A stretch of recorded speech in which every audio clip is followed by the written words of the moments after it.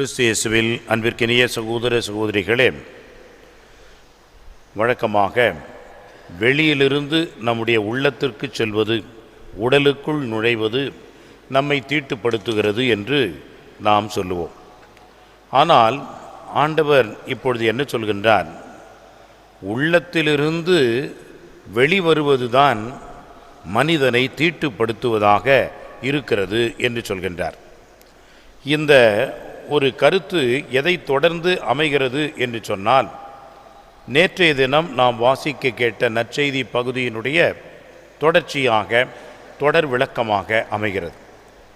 என்ன நேற்றைய தினம் என்று சொன்னால், தீட்டான கைகளோடு உங்களுடைய சீடர்கள் உண்பது ஏன்? உண்பதற்கு முன்பாக கை கால்களை கழுவ வேண்டும், உணவுப் பொருட்களை சுத்தமாக்கி கழுவ வேண்டும். இதுதான் அவர்களுடைய வழக்கமான செயல். இதை அவர்கள் சமய சார்ந்த ஒரு சடங்காக மாற்றிவிட்டார்கள். எனவே இந்த சடங்கை செய்வது என்பது அவர்களுக்கு கட்டாயமாக இருந்தது. அந்த விதத்திலே இந்த உணவு அல்லது இந்த முறை தீட்டான கைகள், தீட்டான உணவு என்றெல்லாம் அவர்கள் ஒதுக்கி வைத்தார்கள். ஆனால் ஆண்டவர் சொல்கின்றார், நீங்கள் உண்கின்ற உணவு உங்களை ஒருபோதும் தீட்டாக்காது, மாறாக உள்ளத்திலிருந்து வெளிவருபவையே உங்களை தீட்டாக்கும் என்று சொல்கின்றார். எப்படி இதை நாம் புரிந்து கொள்ள வேண்டும் என்பதற்கு இன்னும் அதிகமான விதத்திலே அவரே விளக்கம் கொடுக்கின்றார்.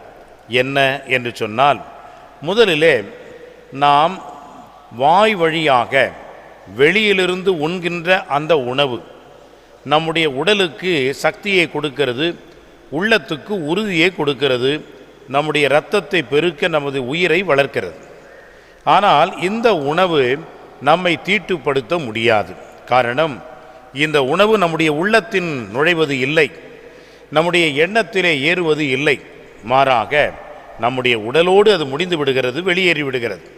ஆனால் உள்ளத்தை பாதிக்கக்கூடிய நம்முடைய வார்த்தைகள், செயல்பாடுகள், பலவிதமான கெட்ட நடத்தைகள், இவைகள்தான் நம்மை தீட்டுப்படுத்துகிறது, நம்மை தீமைக்கு உள்ளாக்குகிறது என்பதை நமக்கு உணர்த்துகிறார். அன்புக்குரியவர்களே, இந்த தீமை என்பது எப்படி உலகத்திற்கு வந்தது நமக்கு தெரியும். கடவுள் இந்த உலகத்தை படைத்தார். 6 நாட்கள் படைத்து 7ஆம் நாள் ஓய்வு பெற்றார். முதல் 5 நாட்களிலே கடவுள் இந்த உலகத்தை படைத்த பொழுது எல்லாம் நல்லதாகத்தான் இருந்தது. இறுதியாக மனிதனை படைத்தார். மனிதனை படைத்து அவர் இந்த உலகத்திலே இந்த மனிதன் படைப்பிற்கு பெரியவனாக ஆக்கினார்.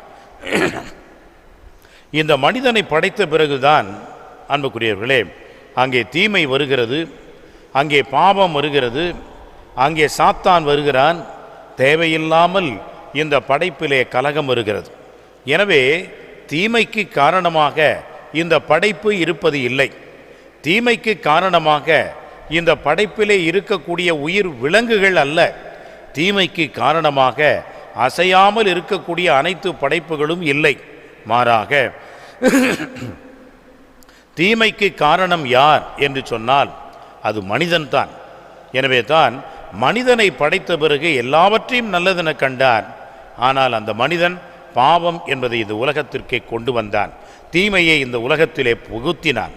எனவே மனிதனுக்கு உள்ளாக செல்வது என்பது அல்ல, மனிதனிடமிருந்து வெளிவருவது என்பதுதான் அன்புக்குரியவர்களே தீமைக்கு காரணமாக, தீமையின் தோற்றுவாயாக இருக்கிறது. அதைத்தான் ஆண்டவர் இன்றைக்கு சொல்கிறார். எனவே நம்முடைய உள்ளம் தூய்மையாக இருக்கும் என்றால் எண்ணம் தெளிவாக இருக்கும். நம்முடைய எண்ணம் தெளிவாக இருக்கிறது என்று சொன்னால் நம்முடைய செயல்பாடுகள் நல்லதாக இருக்கும். நம்முடைய செயல்பாடுகள் நல்லதாக இருக்கிறது என்று சொன்னால் சுமூகமாக நம்முடைய சமூகத்திலே வாழ முடியும். மாறாக நம்முடைய உள்ளத்திலே தீய எண்ணங்களை வளர்ப்போம் என்று சொன்னால், எண்ணம் தீமையாக இருக்கும் என்று சொன்னால் நம்முடைய செயல்பாடுகளும் தீமையாகத்தான் இருக்கும். அதனால் இந்த உலகத்திலே பல தீமைகள் வந்து சேரும். எனவே நன்மையின் ஊற்று நம் உள்ளம், நன்மையின் பிறப்பிடம் நம்முடைய இதயம். எனவே நம்முடைய உள்ளத்தை தூய்மையாக்குவோம், நம்முடைய இதயத்தை தூய்மையாக வைத்துக்கொள்வோம். நல்ல எண்ணங்களின் அடிப்படையிலே நாம் இறைவனுக்கு ஏற்றவர்களாக வாழ இறையருளை வேண்டி இந்த திருப்பலியிலே நாம் சிறப்பாக ஜெபிப்போம்.